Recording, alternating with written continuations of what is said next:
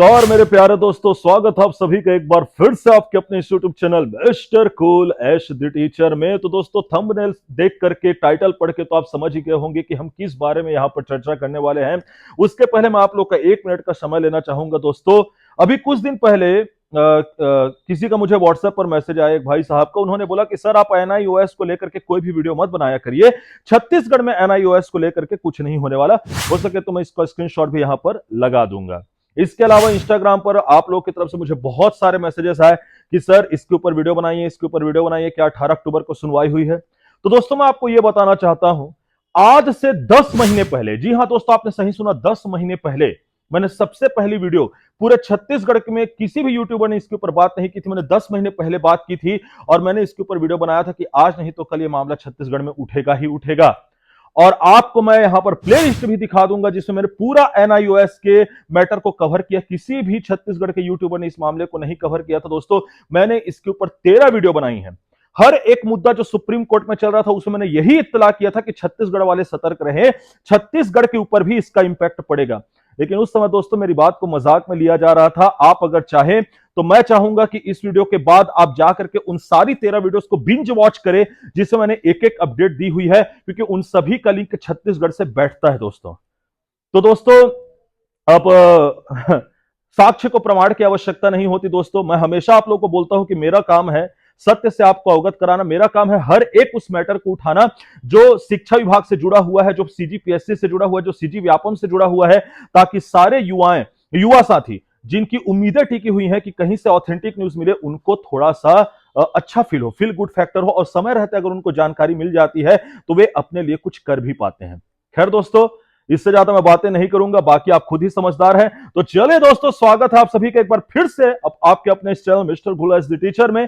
और चलिए बात कर लेते हैं 18 अक्टूबर को जो सुनवाई हुआ। उसके पहले छोटी सी ये वीडियो क्लिप मैं चाहता हूं कि आप देख ले, जस्टिस पार्थ प्रीतम साहू के बेंच की, जिसमें एनआईओएस डीएलएड की सुनवाई हो रही है। और इसके अलावा इस पूरी सुनवाई की वीडियो मैं अपने यूट्यूब चैनल पर भी अपलोड कर दूंगा। लेकिन अभी आप एक छोटा सा क्लिप देखिए, उसके बाद वापिस आइए। Order. This is a recognition order by the NCT, whereas the matter of recognition of the project proposed of the National Institute of Open Schooling, Noida for DLED DED program through Swayam portal of a MHRD for training of a... तो जैसा कि आप सभी लोगों ने देखा दोस्तों कि एनआईओएस डीएलएड को लेकर के 11 मिनट 20 सेकंड तक की सुनवाई चली। जी हां दोस्तों, 11 मिनट 20 सेकंड तक की सुनवाई चली। उस सुनवाई का सार क्या रहा मैं आपको बता देता हूं। केस नंबर 6654 2024 का मामला था ये दोस्तों, जो कि जस्टिस पार्थ प्रथम साहू के बेंच में सुना गया। और मैं आपको बता दूं कि 18 अक्टूबर 2023 का ऑर्डर भी आ गया है। और इस वीडियो का जो मैंने अभी आपको दिखाया उसका भी मैं विश्लेषण करते हुए पूरी एक चीज को कवर करूंगा, ताकि आप सभी चीजों से परिचित हो जाए। वीडियो को अंत तक जरूर देखिएगा। चलिए, तो सबसे पहले बात कर लेते हैं कि जो वकील साहब हैं वो क्या कह रहे हैं। वो यहां पर कह रहे हैं, सबसे पहले तो वो एनसीटी के पेज नंबर 165 का हवाला दे रहे हैं, जिसमें हायर सेकेंडरी स्कूल के लिए क्या क्या योग्यताएं होनी चाहिए अगर आपको लेक्चरर बनना है तो। फिर वही है 193 पेज का हवाला देते हैं, जिसमें असिस्टेंट टीचर बनने के लिए क्या क्या योग्यताएं आपको होनी चाहिए। और उसमें यह बताते हैं कि स्पष्ट रूप से लिखा हुआ है कि 2 साल का डीएलएड मान्य होगा। एनआईओएस डीएलएड का वहां पर कोई जिक्र ही नहीं है। पहली बात तो यह बहुत इंपॉर्टेंट हो जाती है।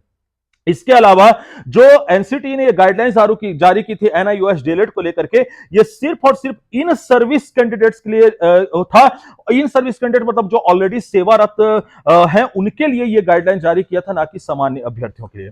फिर यहां पर आप देखेंगे जो एक और वकील साहिबा खड़ी हुई है यहां पर, उन्होंने तो बहुत बड़ी बात कह दी, जो बहुत बड़ी बात बता दी, जो पिटिशनर की तरफ से बहुत ही बड़ा ट्रम्प कार्ड खेला गया दोस्तों। जो एनआईओएस डीएलएड को शिक्षक भर्ती से बाहर करना चाहते हैं, उनकी ओर से बहुत बड़ा ट्रम्प कार्ड खेला गया है। उन्होंने पेज नंबर 25 का हवाला दिया, जो कि पिटिशनर की तरफ से जो याचिका लगाई गई थी उसके पेज नंबर 25 की, जिसमें जो संबंधित अधिकारी है जो कि ये नियुक्तियां कर रहे थे, उनके ऊपर को वारंटों की बात कही गई है। इसके अलावा पूरे लिस्ट को मैंडामस करते हुए एनआईओएस डीएलएड को हटा करके उनकी जगह नई नियुक्ति की बात कही गई है। तो दोस्तों, आपने यहां पर 2 वर्ड सुने, को वारंटो और मैंडामस। मेरी कोशिश रहेगी कि आज के आज ये को वारंटो और मैंडामस क्या होते हैं मैं आप लोग को बता दूं, और इसके ऊपर मैं एक अलग से वीडियो लेकर के आऊंगा कि कितनी बड़ी बात है। तो ये दोस्तों, आप बिल्कुल उस चीज को देखेगा।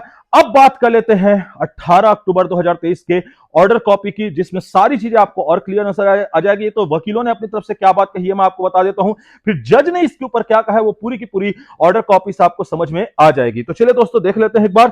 यहां पर आपको ऑर्डर कॉपी में दिखा दूंगा ताकि आप लोग भी मेरे साथ साथ उसे पढ़ते जाएं। तो चलिए दोस्तों देखिए शुरू करते हैं।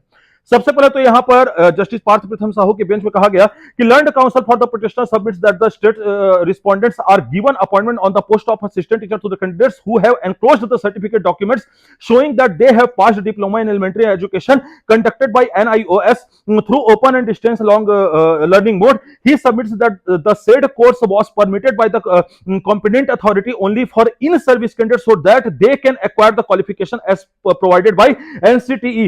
However, for the fresh recruitment, only regular DLED course is permissible as per the Chhattisgarh School Education Service Recruitment and Promotional Rules 2019. He further submits that the pursuant to the order passed by this court, respondents are re-preparing the merit list after passing the order passed by this court in other petition holding the B.Ed candidates holders are not entitled for appointment on the post of assistant teacher.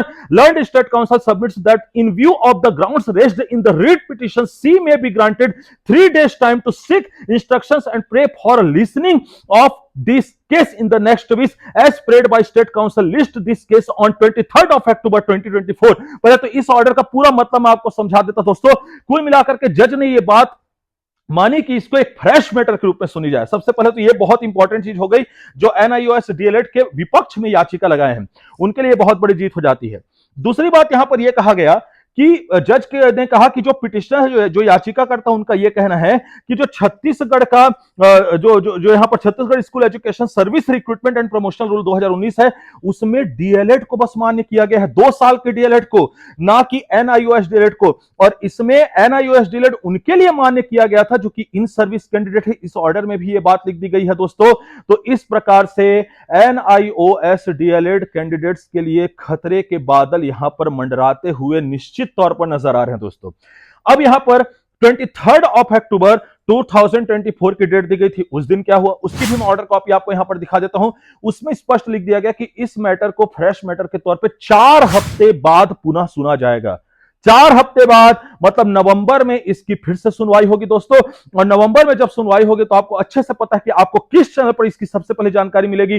वो है आपका अपना mister goal S the teacher, जो अभी तक के NIOS DElEd को cover करने वाला छत्तीसगढ़ का एकमात्र यूट्यूब चैनल रहा है। और इसके बाद बहुत सारे चैनल्स कवर करेंगे, वो अपनी अलग बात है। तो जैसा कि आप लोगों ने देखा दोस्तों, पूरे एक एक चीज का मैंने विश्लेषण किया है बहुत ही गहन तरीके से। और मैं चाहूंगा कि आप प्लेलिस्ट में पड़े हुए सारे के सारे वीडियो जरूर देखें ताकि आपको एनआईओएस का मैटर और ज्यादा क्लियर हो जाए। इसके अलावा मैं बार बार चीख करके कहता था कि सुप्रीम कोर्ट का जो 5 नवंबर का जो हियरिंग होने वाला है मिसलेनियस एप्लीकेशन को लेकर के, जो कि है केवल 5 राज्यों के लिए, लेकिन सुप्रीम कोर्ट का डिसीजन दोस्तों हाई कोर्ट को भी अफेक्ट करता है, इस बात को आप याद रखिएगा। तो 5 नवंबर की सुनवाई भी आप लोग के लिए बहुत इंपॉर्टेंट हो जाती है, जो मिसलेनियस एप्लीकेशन के ऊपर होने वाली है। तो दोस्तों इसी प्रकार की जानकारी के लिए, सत्य के लिए आप चैनल को सब्सक्राइब करें, बेल आइकन जरूर दबा दें। मुझे टेलीग्राम चैनल पर जरूर फॉलो कर ले, व्हाट्सएप चैनल पर जरूर फॉलो कर ले, जहां पर मैं आपको इसकी ऑर्डर कॉपी दे दूंगा। इसके अलावा इंस्टाग्राम पर जरूर मुझसे जुड़े दोस्तों, फॉलो करके मैसेज करेंगे तो आपका मैसेज रिक्वेस्ट मुझ तक के जरूर आएगा। फॉलो जरूर करें ताकि आपके भी क्वेश्चंस मुझ तक पहुंचे, मैं उसके ऊपर वीडियो बना करके आप लोग को दे सकूं सत्य प्रमाण के साथ जवाब। तो आशा करता हूं दोस्तों कि आप अपना और अपने से जुड़े लोगों का रख रहे होंगे ख्याल, और मैं मिलूंगा आपसे नेक्स्ट वीडियो में। तब तक के लिए धन्यवाद।